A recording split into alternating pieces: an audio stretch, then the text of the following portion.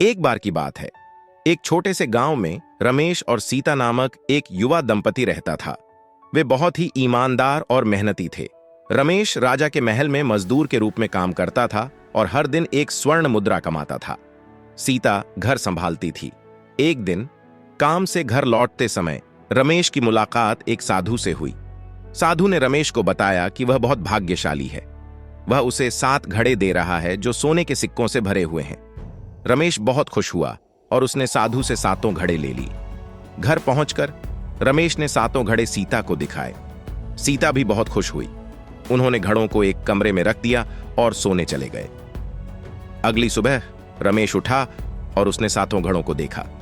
उसने देखा कि 7 में से 6 घड़े सोने के सिक्कों से भरे हुए थे, लेकिन 7वां घड़ा खाली था।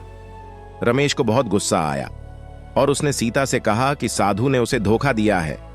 सीता ने रमेश को समझाया कि 7वां घड़ा लोभ का है, उसमें कभी भी धन नहीं भरेगा। लेकिन रमेश नहीं माना और उसने 7वें घड़े को भरने की ठान ली।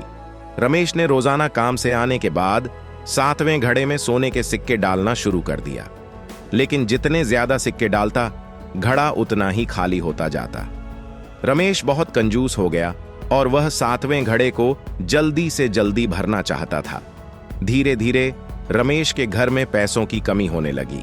रमेश को काम पर जाना भी बंद करना पड़ा। सीता ने उसे समझाने की कोशिश की, लेकिन वह नहीं माना। एक दिन राजा को पता चला कि रमेश के घर में पैसों की कमी हो गई है।